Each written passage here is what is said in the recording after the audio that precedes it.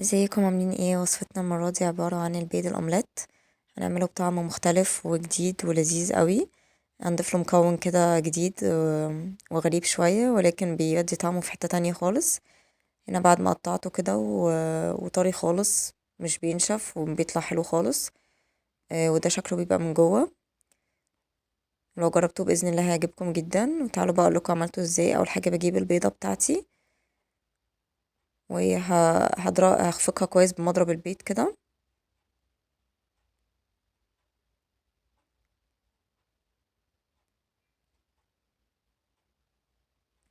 بعدين هجيب بقى الدوريتوز بطعم الناتشو.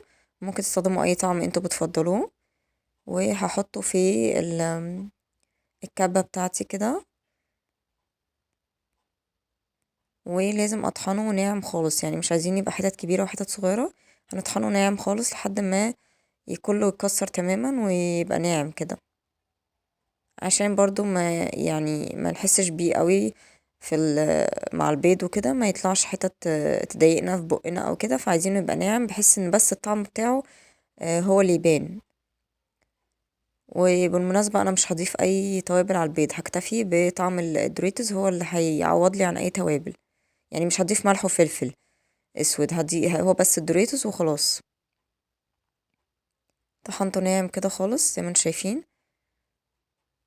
وبعدين بيبقى بالمنظر ده زي ما هتشوفوا كمان شوية. بصوا انا عايزاه بالمنظر ده كده حلو خالص. ببدأ اجيب البيض بقى بعد ما عملته ضربته بمضرب البيض يعني، وهضيف عليه معلقة كبيرة من الدوريتوز. وزي ما قلت مش هضيف اي ملح ولا فلفل اسود، هكتفي بالطعم والنكهة بتاعة الدوريتوز، لان هو اصلا بيغني عن اي توابل، لان هو يعتبر حادق ومش محتاج نضيف اي توابل عشان الدنيا متحدقش مننا. بعدين هضيف شوية موتزاريلا كده بصوت، مش هكتر.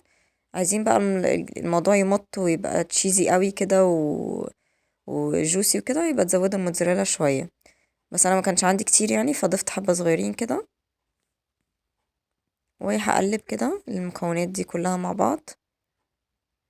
وهحط بقى الطاسة بتاعتي فيها شوية زيت صغيرين كده تسخن كويس خالص على النار.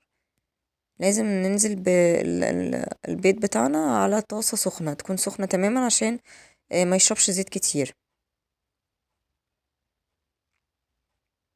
اهو ده الزيت بتاعي بعد ما سخن بقى.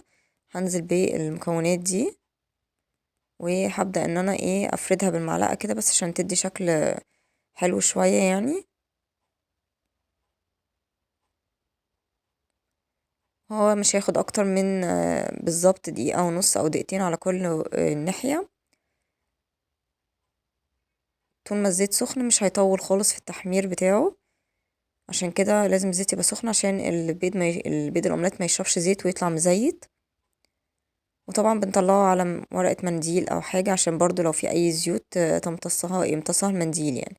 بصوا لونه جميل ازاي. والموتزاريلا بقى بتبقى جميلة قوي، انا مش مكترة، بس هي لو عايزينه يبقى يمط كده نزود شوية.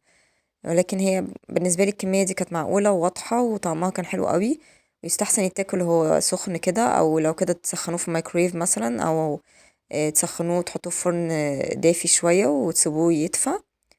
كده هطلعه على ورق من على منديل اهو. هسيبه يشرب شوية الزيت بتاع البيض وبيطلع بالمنظر ده اهو.